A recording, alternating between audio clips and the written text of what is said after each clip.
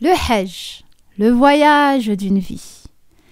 Mais est-ce que tu savais que 90% des pèlerins font des erreurs qui gâchent leur expérience spirituelle? Et pire encore, certains reviennent avec plus de fatigue que de récompense. Ça te choque? Moi aussi. Aujourd'hui, je vais te révéler les erreurs les plus courantes et comment les éviter pour que ton Hajj soit un moment inoubliable et surtout accepté par Allah. Reste bien jusqu'à la fin parce que la dernière erreur est celle qui détruit le plus de pèlerinages. Et pourtant, presque personne n'en parle. En attendant, abonne-toi maintenant, active la cloche et si tu es déjà inscrite pour le Hajj, dis-moi en commentaire quelle est la plus grande crainte pour ce voyage. Je suis Yasmina et je t'accompagne dans la préparation de ton Hajj et de ta Umrah. Les erreurs qui peuvent gâcher ton Hajj.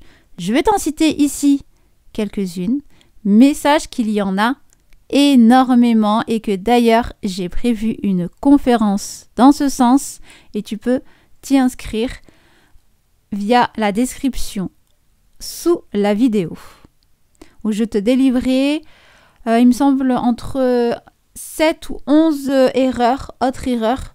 On verra cela ensemble. Première erreur, se focaliser uniquement sur la logistique et oublier la préparation spirituelle. Tu as peut-être déjà préparé ta valise et d'ailleurs, si ce n'est pas le cas, je t'invite à regarder cette vidéo où je te dévoile tout ce que tu dois impérativement prendre avec toi. Tu as peut-être aussi réservé ton vol, ton hôtel, ton agence, tout ton package. Mais ton cœur, qu'en est-il? Est-il prêt? Beaucoup pensent que le Hajj, c'est juste un enchaînement de rites. Mais si ton cœur n'est pas préparé, si ton cœur n'est pas prêt à recevoir, tu risques de passer à côté de l'essence même du pèlerinage. Ce qu'il faut faire, c'est étudier le sens des rites avant ton départ, bien sûr. Commence dès maintenant à multiplier le dhikr, les prières surérogatoires, les du'as, la lecture du Coran. Commence déjà à nettoyer et à préparer ton cœur à recevoir. Fais un travail d'introspection. Pourquoi vais-je faire ce Hajj? Pose la bonne intention. Le Hajj, c'est pas une checklist. C'est un voyage intérieur avant tout.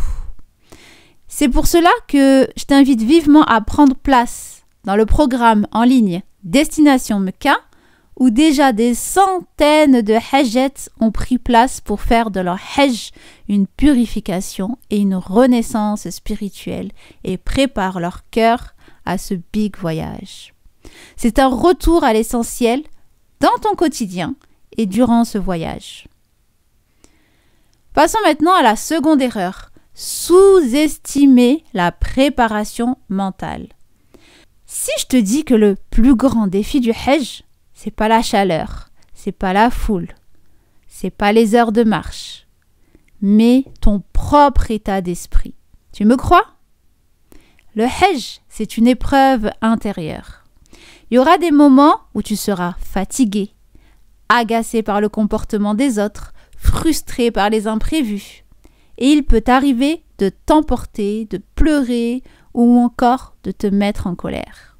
La clé, apprends à respirer, à lâcher prise, accepte que rien ne sera parfait et répète-toi, si Allah m'a invité ici, c'est que je suis capable de réussir cette épreuve.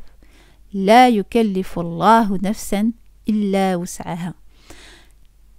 Et je vais te partager une technique puissante. Avant de partir, entraîne-toi à toujours voir le positif, le khir derrière chaque action. Dans chaque situation, à ne pas prendre contre toi ce qui est dit ou ce qui est fait. Recherche, il y a toujours un bien derrière chaque chose.